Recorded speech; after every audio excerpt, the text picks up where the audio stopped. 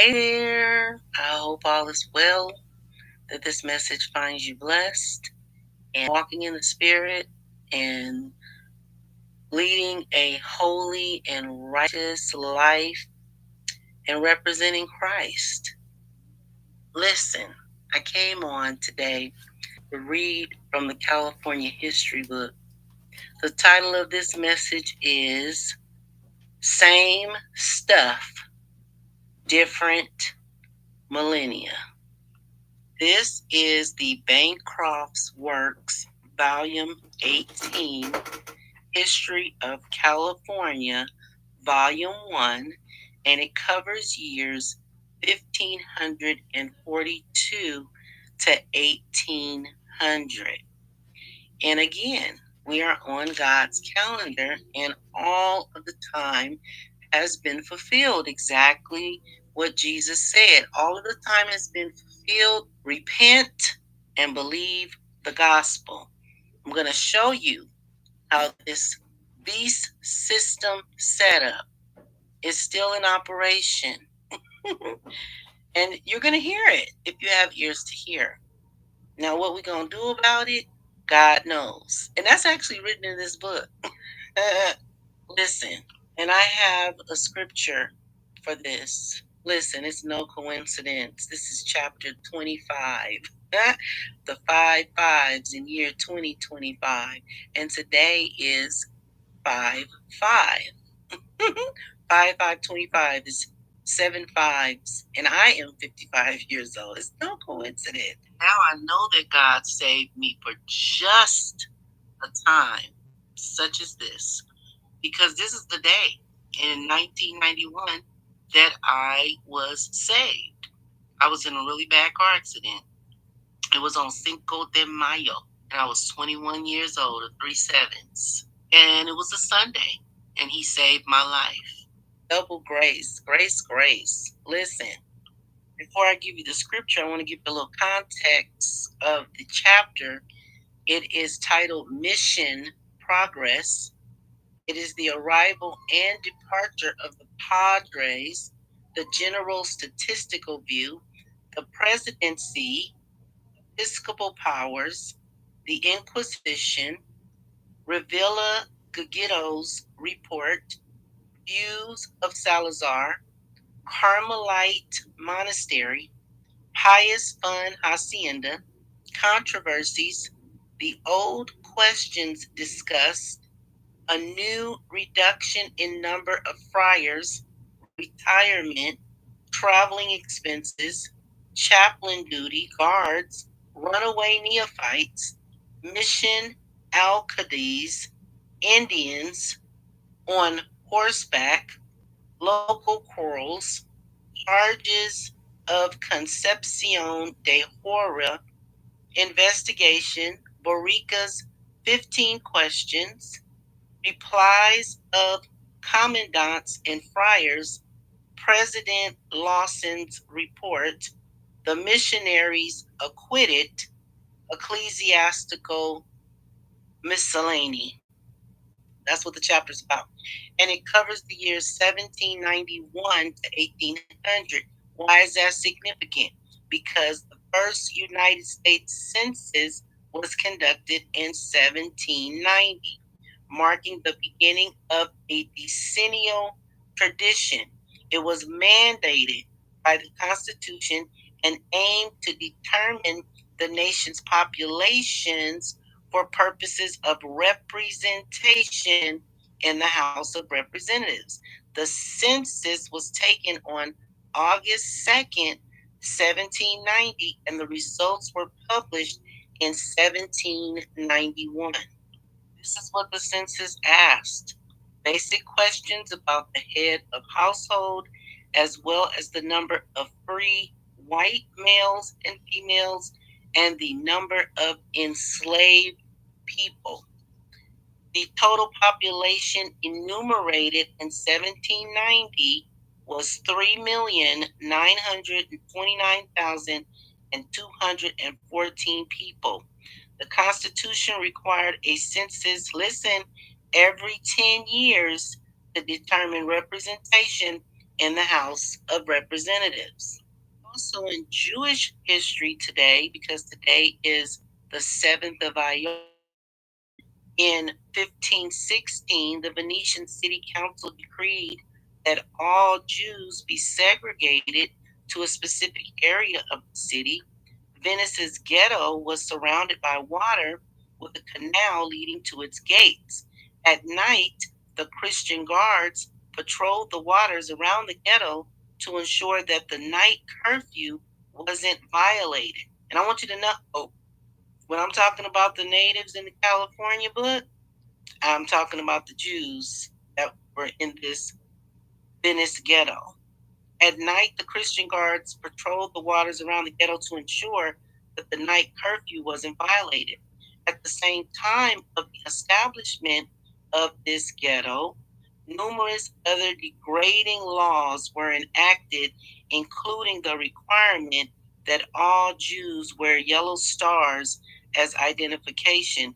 Despite all these restrictions, the Jewish community blossomed and functioned normally. In 1797, the ghetto was abolished by Napoleon during the course of the French Revolution. And so here I am in this California book from 1791 to 1800. Again, is no coincidence. It's not odd, it's God. Because I'm walking in the Spirit. So I'm being led by the Spirit into the truth. I'm going to read the letter to Smyrna because I believe that Smyrna and Galilee were in the same position, as well as Judah and the natives and the enslaved people. All these people, free, runaway, enslaved, don't know what to do, all in the same boat. The message to Smyrna. And unto the angel of the church in Smyrna write, these things saith the first and the last, which was dead and is alive. I know thy works and tribulation and poverty, but thou art rich. And I know the blasphemy of them which say they are Jews and are not, but are the synagogue of Satan. Fear none of these things. Fear none of those things which thou shalt suffer.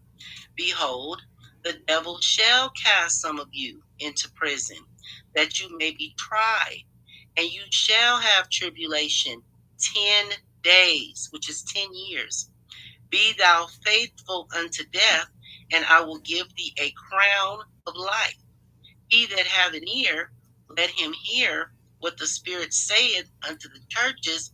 He that overcometh shall not be hurt of the second death. Revelation 2, 8 through 11. Second death is the death of your soul, which is why Jesus says this. Fear not them which kill the body, but are not able to kill the soul, but rather fear him which is able to destroy both soul and body in hell. You know, the hell that they keep trying to tell you doesn't exist. Oh, it exists. Just like heaven does. Just like the kingdom does. Just like this word is true. You're going to hear it. Yeah, you have ears to hear. This is Matthew 10:28. And it was after that in verse 29 that he says, are not two sparrows sold for a farthing, and one of them shall not fall on the ground without your Father? But the very hairs of your head are all numbered. Fear you not, therefore. You are of more value than many sparrows. Whosoever therefore shall confess me before men, him will I confess also before my Father, which is in heaven. But whosoever shall deny me before men, him will I also deny before my Father, which is in heaven. And the reference scripture for this is 2 Timothy 2:12. The title of 2 Timothy is A Good Soldier of Jesus Christ. Verse 12 says, I'm going to start 11. It is a faithful saying, for if we be dead with him, we shall also live with him. If we suffer, we shall also reign with him. If we deny him, he also will deny us. If we believe not, yet he abideth faithful. He cannot deny himself. That was verse 11 through 13 of 2 Timothy chapter 2. And he's saying that you won't be hurt because I've experienced it before in 2014. When your spirit leaves your body, you're still alive if you are in Christ, because you close your eyes to this life and you open your eyes and wake up in the presence of the Lord. This is why Paul said in 2 Corinthians chapter 5, verse 6 through 8, therefore we are always confident, knowing that whilst we are at home in the body, because your spirit is in your body, we are absent from the Lord, because he's on his throne in heaven. For we walk by faith, not by sight. We are confident, I say, and willing rather to be absent from the body, meaning your spirit with him, and to be present with the Lord. Verse 9, wherefore we labor, that whether present or absent, meaning whether you're alive or dead, wherefore we labor that whether present or absent, we may be accepted of him. For we must all appear before the judgment seat of Christ, that everyone may receive the things done in his body according to that he have done, whether it be good or bad. And Romans 14:10 says, but why dost thou judge thy brother? Or why dost thou set at naught thy brother? For we shall all stand before the judgment seat of Christ. Verse 11, for it is written, as I live, saith the Lord, every knee shall bow to me, and every tongue shall confess to God. And I had this thought the other day, and it was about my mother. I was just very grateful, and I cried tears of joy, and I had thought about something with her and her burial, and how she told me beforehand when she was dying, do not go there. I am not there. She said, I am going to be in the presence of the Lord, and I'm going to see you again. This is what she said, and it was true. Now to the book. Chapter 25, Mission Progress.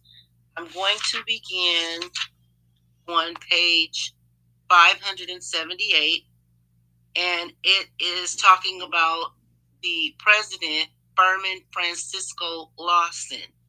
It says, Furman Francisco Lawson remained at the head of the Franciscan community as president, performing his duties to the satisfaction of all classes, loved and respected by friars, officers, soldiers, settlers, and neophytes.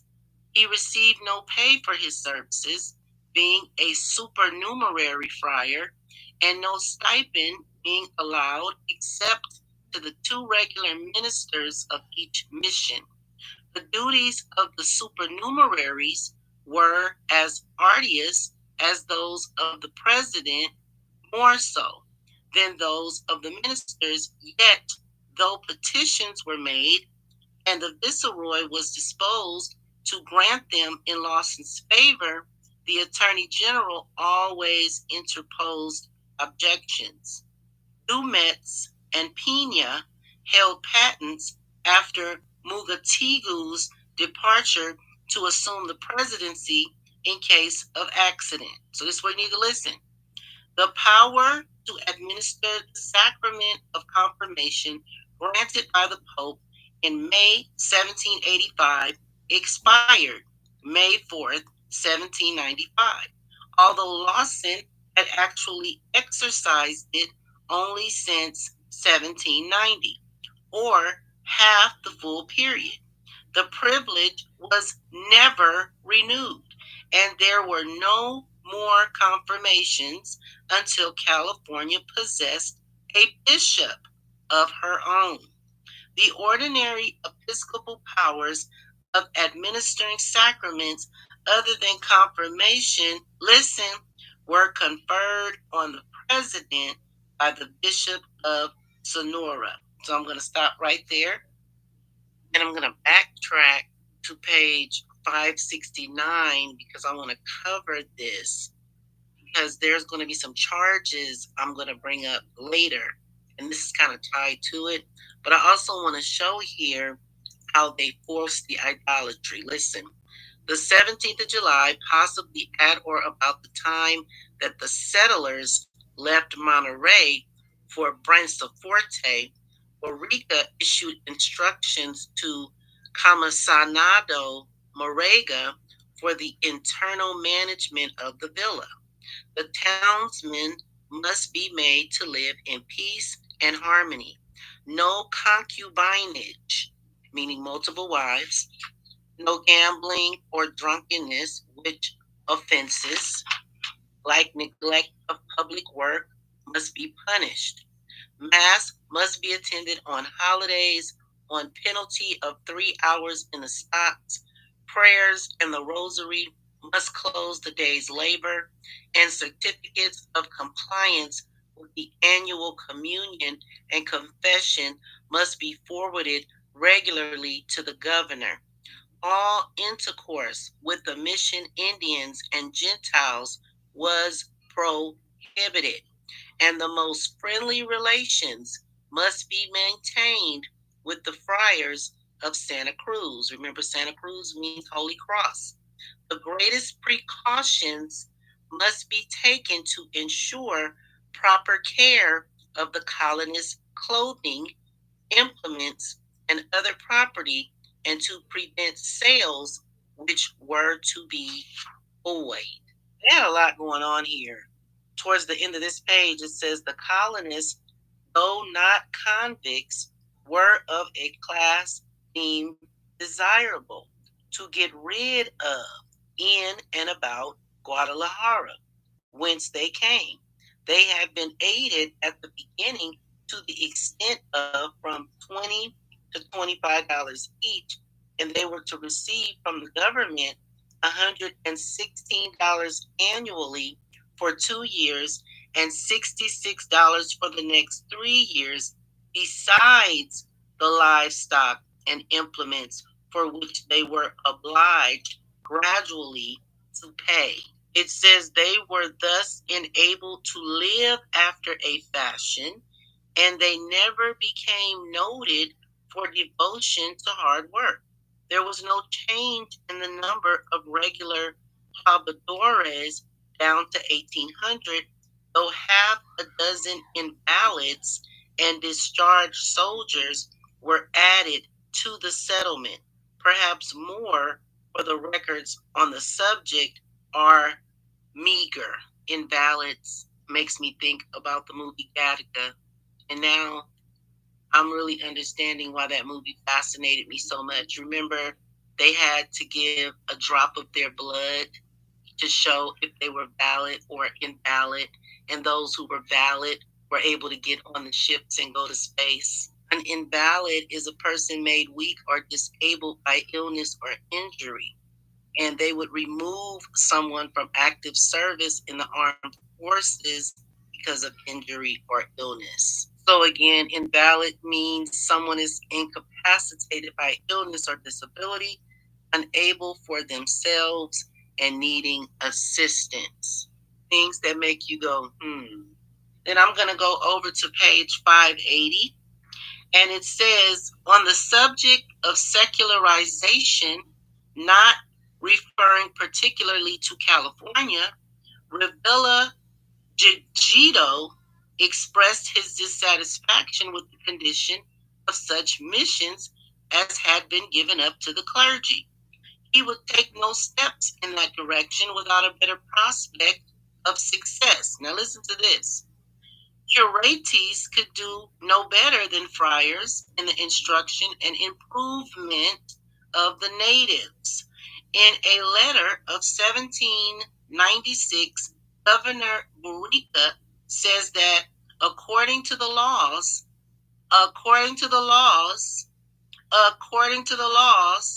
The natives are to be free from tutelage at the end of 10 years. The missions then becoming doctrinus. That word doctrinus is a Latin word and it means teaching or instruction. It's a term often used in the context of religious or philosophical beliefs and principles. In English, doctrine translates to the same meaning, referring to a body of beliefs, principles, or teachings. So it said at the end of the 10 years, the missions then become doctrine. But those of New California, at the rate they are advancing, will not reach the goal in 10 centuries. That's 1,000 years, folks. Century is 100 years. The reason? God knows. And men know something about it. Okay? Then it says the first was to establish a Carmelite monastery at San Francisco, which was to consist of 12 friars and cost from $25,000 to $30,000. It was to be supported by an agricultural establishment, become the nucleus of a settlement, and thus promote both the colonization of the country and the civilization of the natives, to say nothing of the usefulness of the monastery towers to navigators as landmarks. Now, we'll keep on reading because on the next page, 581, it says, but the guardian of San Fernando pronounced the scheme impracticable, if not absurd. Okay? Now, I'm going to another page. I'm now on page 584 and 85. It says Gentiles might be bribed to bring them in. This was the neophytes who would escape. It says desertion of neophytes became prevalent, especially in the northern missions, the pretended motive of the fugitives, and in some instances, the real one being ill treatment, overwork, and hunger. But oftener, the true cause of apostasy was a longing for the old freedom and dread rate in the mission communities. These people were dying by the thousands. They had 13,000 and 9,800 would die.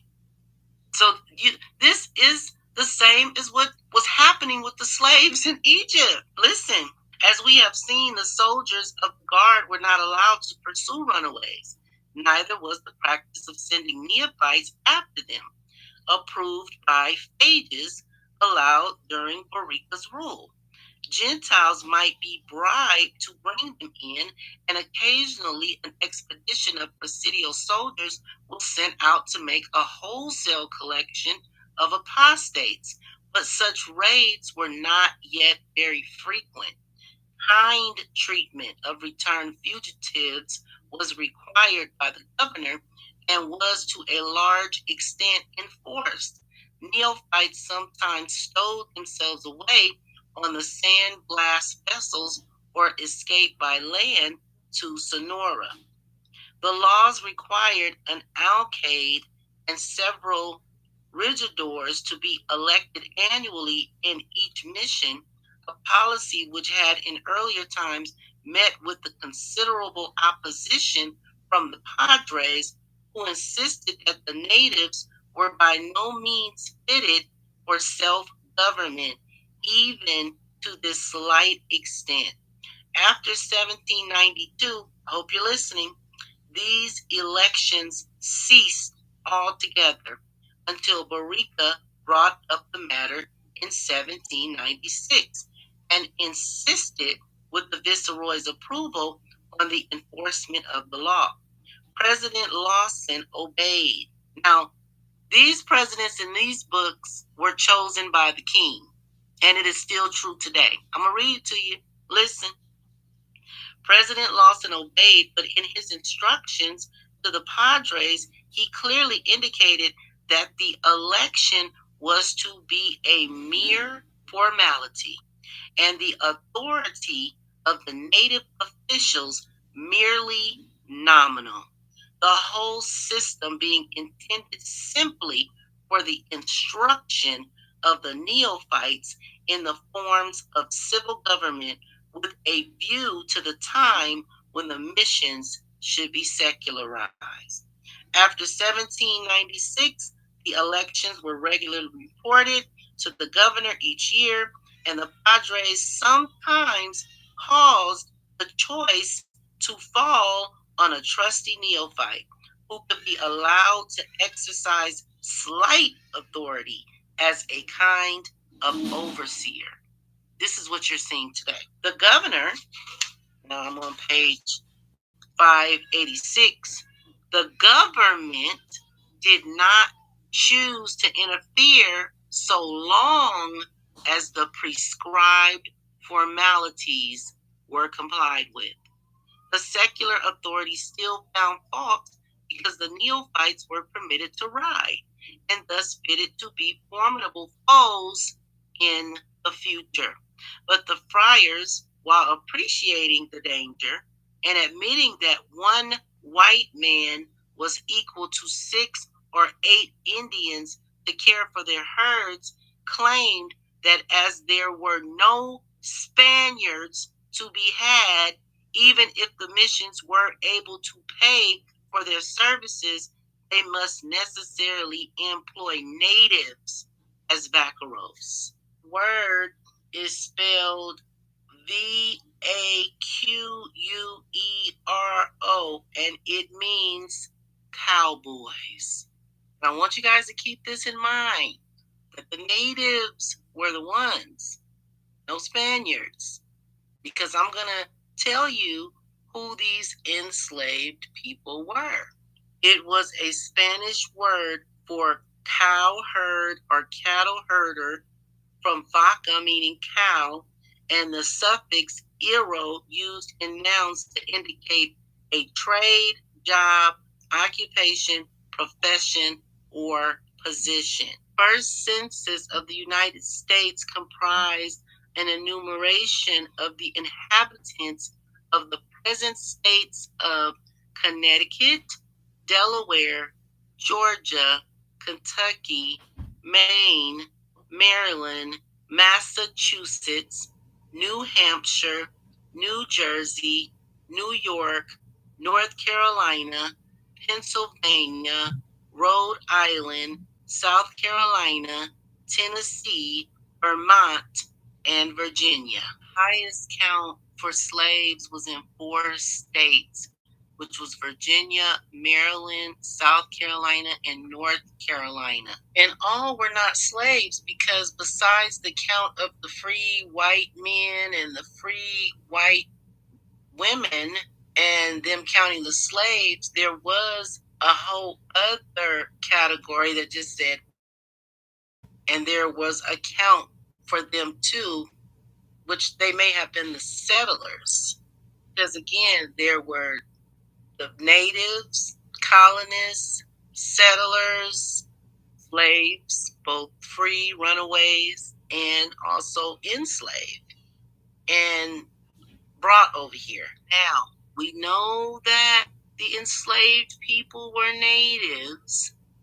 And if you go back and look in 1790, you will find in 1790, the enslaved population in the United States was primarily of African descent, with the vast majority being enslaved individuals from Central and West Africa.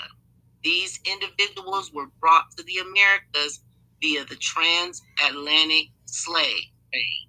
That was way before 1619.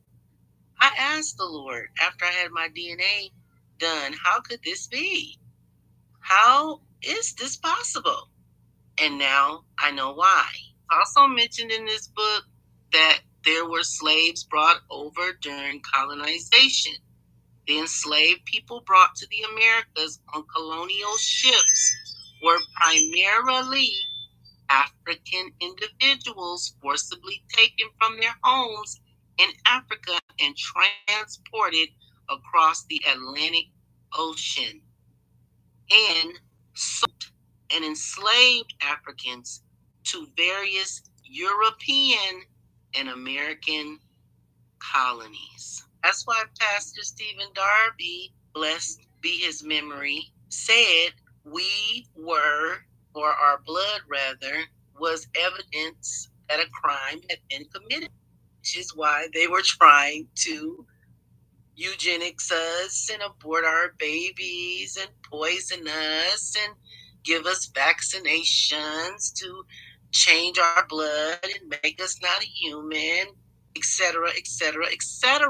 What people don't understand is they are collateral damage. They don't even care about you. You are protecting these people, and they didn't even care about you and your families. They're trying to get to us, and they didn't care if you died. Thus, Matthew 24, verse 22 was written, and except those days should be shortened, there should no flesh be saved. But for the elect's sake, those days shall be shortened. Remember how I said earlier, they said it wouldn't happen in 10 years, it wouldn't happen in 10 centuries, which was 1,000 years. Only God knows. Then if any man shall say unto you, Lo, here is Christ, or there, believe it not. For there shall arise false Christs and false prophets, and shall show great signs and wonders, insomuch that if it were possible, they shall deceive the very elect. Behold, I have told you before. Wherefore, if they shall say unto you, Behold, he is in the desert, go not forth. Behold, he is in the secret chambers, believe it not. For as the lightning cometh out of the east, and shineth even unto the west, so shall also the coming of the Son of Man be. For wheresoever the carcass is, the dead body, there will the eagles be gathered together. Eagles gathered between California and Colorado. Once again, the so-called Black African American people are both the natives and descendants of Abraham. They're the natives and they're the Jews. I actually prepared another message before this one, but I still have to edit it. But I wanted to get this one out first before that one, so you'll understand when I'm talking about the exiled and the angels being with the exiled, you'll understand. Okay, I just have one more section to read, and it was the complaints, and it will describe the treatment and what was going on. You know, this is a part of the mission report. This is what this chapter was about. And so on page 588 of the History of California, it says on August 31st, the Viceroy sent the representations of Hora to Borica, who was ordered to investigate and report on the truth of the charges. Borica accordingly dispatched private instructions to the 4 commandants to send in answers to 15 questions propounded on the manner in which the friars were discharging their duties.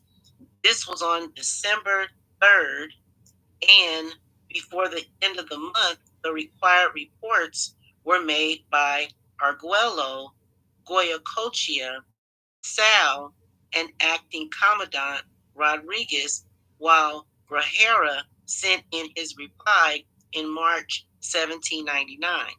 These replies, especially those of Gocoechea and Sal, went far to support some of the mad friars' accusations. Because what happened is they accused this complaining Padre Antonio de la Concepcion Hora of being insane because they didn't like the things that he was saying. So instead of dealing with it, they rather say he was crazy. Sound familiar? That's on page 587. It says in 1797, Padre Antonio de la Concepcion Hora, who had come to California the same year, was sent back to Mexico by President Lawson on a charge of insanity. Back at the college on July 12, 1798, Cora addressed a memorial to the Viceroy in which, besides complaining bitterly of the treatment to which he had been personally subjected on a false charge of insanity, he made some serious charges against the Californian friars of cruelty and mismanagement. There was nothing in the document to indicate that the writer was of unsound mind, unless it was his closing request to be sent away because his life would be in danger if it were known that he had revealed prevalent abuses to the Viceroy. On August 31st, the Viceroy sent the representations of Bora to Borica, who was ordered to investigate and report on the truth of the charges. Borica accordingly dispatched private instructions to the four commandants to send in answers to 15 questions propounded on the manner in which the friars were discharging their duties. This was on December 3rd, and before the end of the month, the required reports were made by Argulo, Goicoechea Sal, and acting Commandant Rodriguez. While Grajera sent in his reply in March 1799, these replies, especially those of Goicoechea and Sal, went far to support some of the mad friars' accusations. The report, which Borca probably made to the Viceroy on receipt of his subordinates' statements, is unfortunately not extant. It was not apparently until this report, including those of the commandants, reached Mexico that anything, whatever was known at the college of Horace's representation against the friars or of the resulting investigations. So listen to this. In February 1799, the Guardian sent Lawson a statement of the charges, and a little later, copies of other documents which were lost in crossing the Gulf of California. And Lawson did not receive the 15 questions and the commandant's replies until September 1800. In October, Tapas and Cortez of Santa Barbara sent in to the president a long and complete reply to Gocoechea, whose statements had been more full than those of the others and slightly less favorable to the friars. And finally, President Lawson devoted himself from November 12, 1800 to June 19, which is Juneteenth, to the preparation of a comprehensive exposition of the whole subject, which is not only the leading production of the venerable author's pen, but the most eloquent and complete defense and presentment of the mission system in many of its phases, which is extant. It is in a chapter on the mission system and routine that the details of all these documents must be cheaply utilized as already intimated. But it seems necessary to present here a general view of the questions at issue, which difficult task I proceed to perform as briefly as possible. It was the policy of the government and the duty of the friars to introduce the Spanish language in place of the vernacular, thus fitting the natives for future citizenship. See, instead of forcing them to speak English, they was forcing them not to speak their language, but to learn Spanish. Padre Concepcion accused the friars of an almost total neglect of this duty. According to the commandants, religious services and some teachings of Christian principles were conducted daily in the North in Spanish. In the South, the natives were taught in their own language, though the doctrina was often repeated to them in Spanish.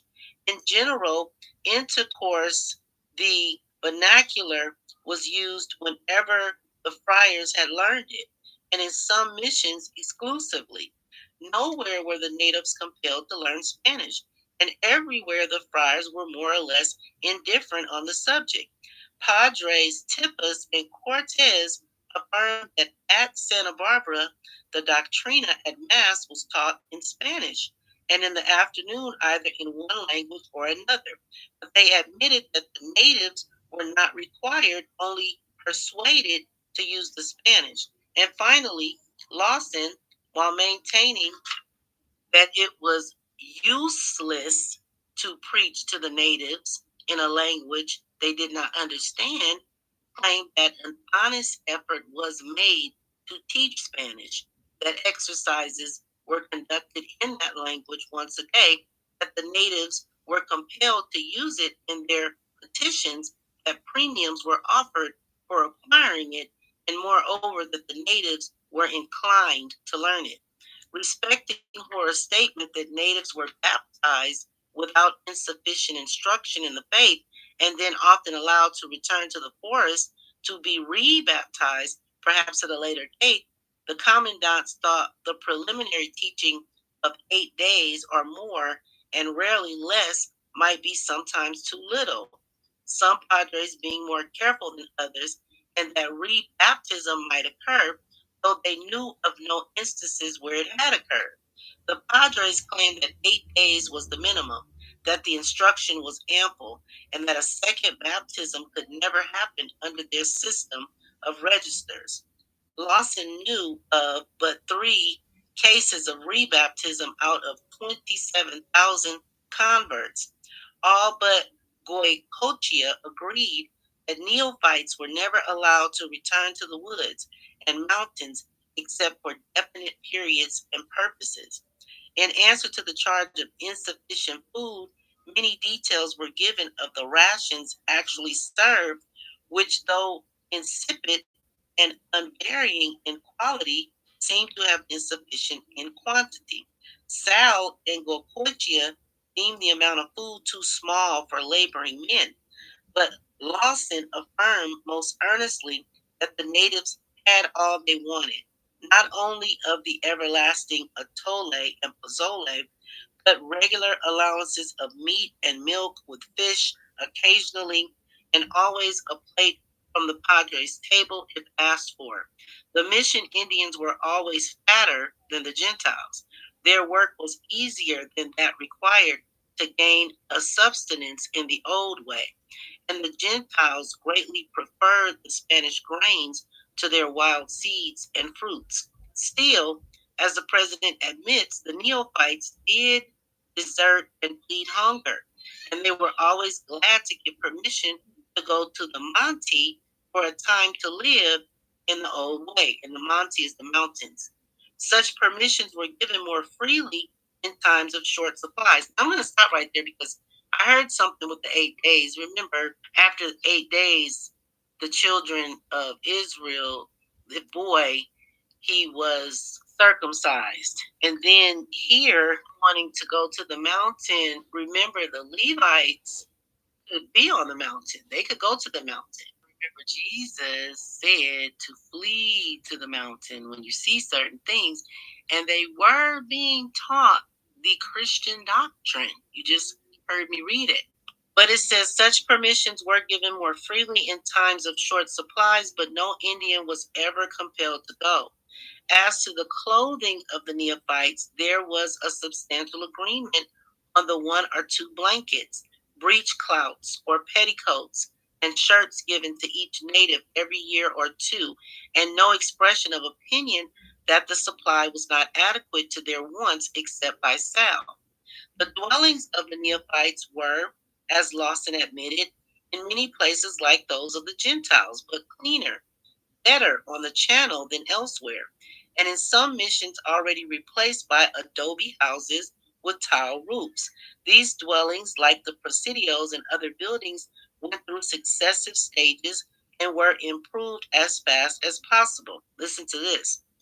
Unmarried females, it was found necessary to lock up at night and to watch closely the virgins.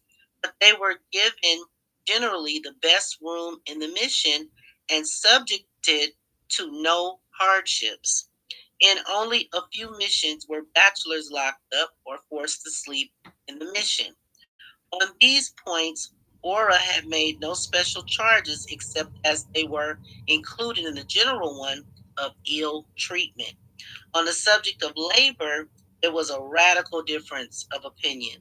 According to the commandants, the working hours were from 6 to 9 hours per day, varying with the season, with extra work on special occasions, as in harvest time.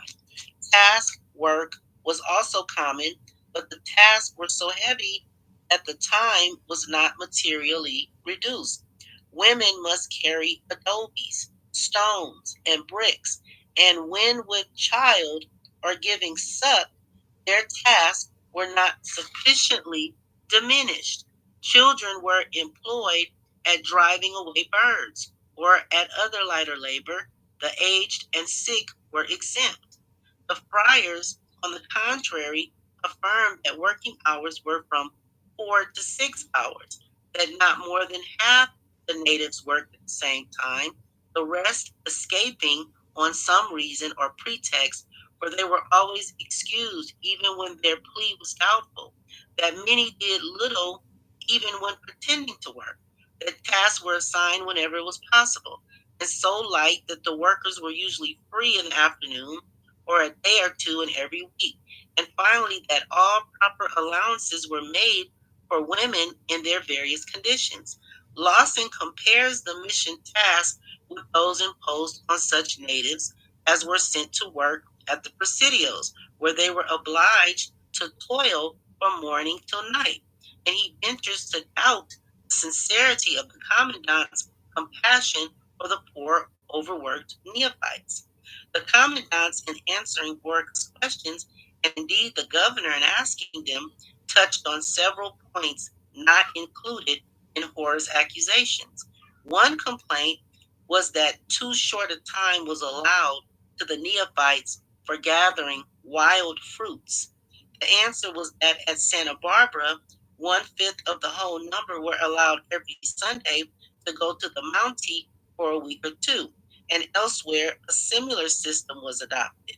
If the converts are to be freed from every restraint, like the pagans, says Lawson, when are they to become civilized?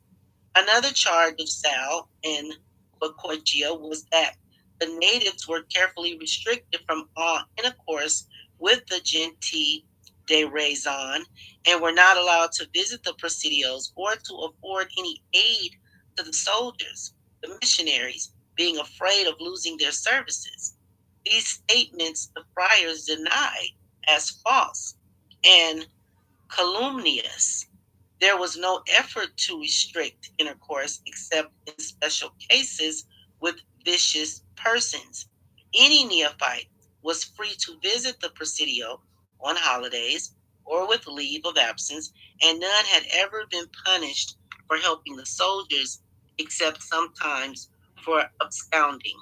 The presidio so many times, but I need to let you know that a presidio in Spanish America, was a fortified military settlement. Moreover, the presidios had always been supplied with servants of all kinds for no compensation save what the employers chose to pay. And neither missions nor natives had ever been benefited by this intercourse.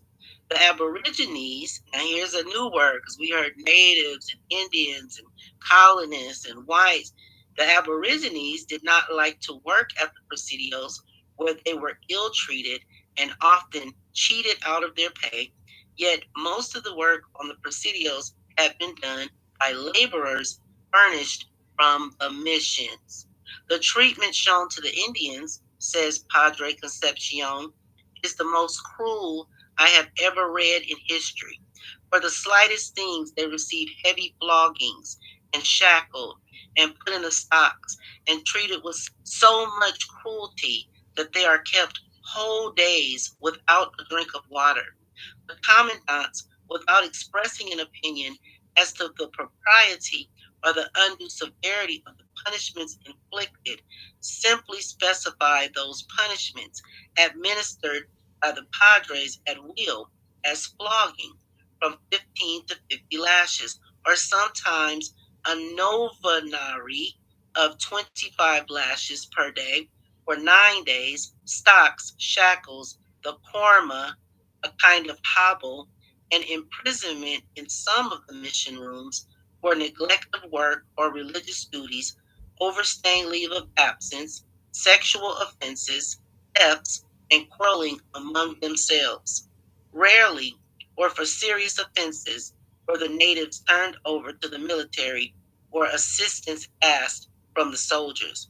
The friars admitted all this, except that they denied that more than 25 lashes were ever given, affirming moreover that only at Santa Barbara were women put in the stocks, and that they were very rarely flogged. They claimed that according to the laws, they stood in loco parentis to the natives, must necessarily restrain them by punishments, and inflicted none but proper penalties, pardoning first offenses, and always inclining to mercy and kindness. The soldiers were not asked to render aid because Governor Neve had opposed it, and natives were not sent to the Presidio because they were ill treated, used merely as peons, could easily escape, and always came back worse than ever.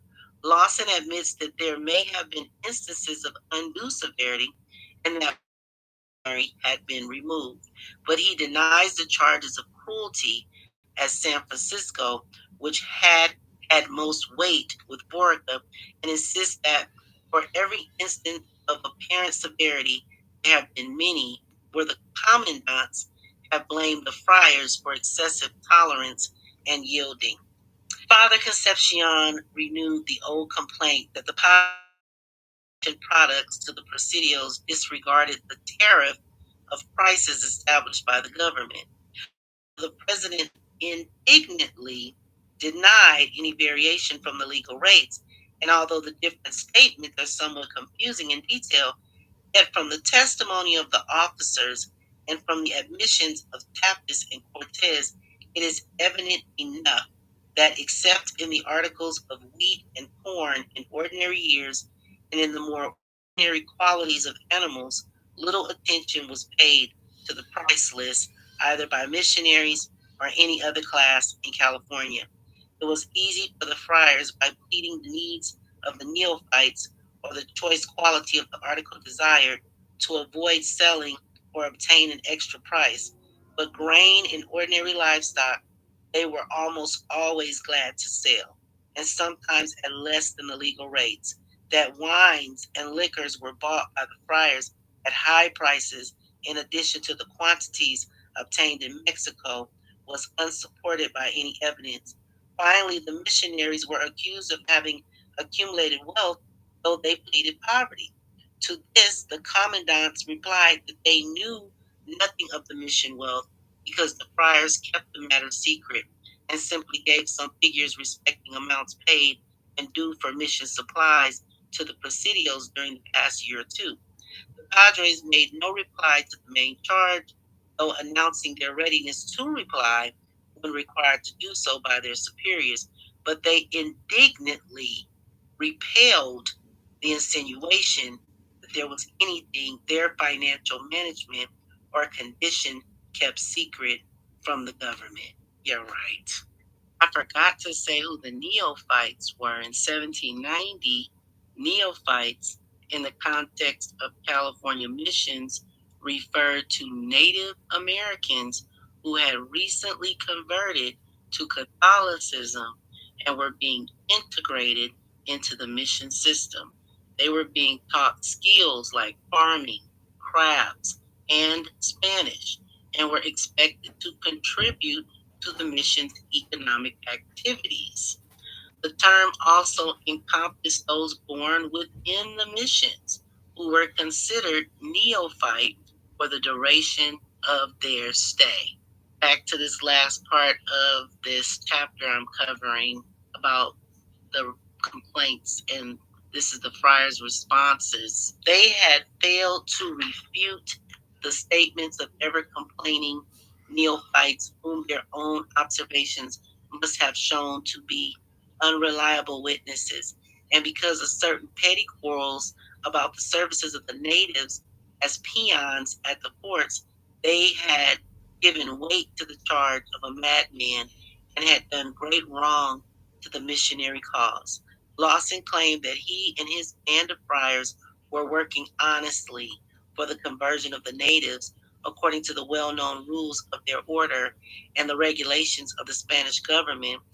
But we know this is not true because it was in the third or fourth chapter, because I've read this book to you guys before, that I uncovered the scheme and the plot that they had to set up these missions to separate the people from their God and to make sure that they don't accumulate wealth, by which they stood in the position of parents to the Aborigines. Aboriginal means indigenous person from anywhere in the world. 1790, California was home to a diverse population of indigenous people, estimated to be around 133,000. These groups, such as the Akamen, Chumash, Miwok, Yurok, Yukut, had diverse cultures and lived in various regions across the state. They had been in California for thousands of years before the arrival of European explorers. California was not a homogeneous region populated by one single group. Instead, it was home to numerous distinct tribes and linguistic groups, each with their own customs, traditions, and territories. These indigenous peoples had been inhabiting California for millennia, developing sophisticated cultures and land management practices. By 1790, California was part of the Spanish colonial empire, and the Spanish had been establishing missions throughout the state, which began to impact the lives and populations of indigenous peoples. This group inhabited the coastal area around modern-day Los Angeles, sharing their territory with other indigenous groups. One of the largest groups in the region, they lived in the central coastal area of California, was the Chumash, and the Miwok, Yurok, Yukot. These groups were located in the north and northwest coastal areas, respectively, and had encountered Russian explorers. So the first group that inhabited the coastal area around modern-day Los Angeles was the Akamen. So again, my DNA is making sense. But until the next time, shalom.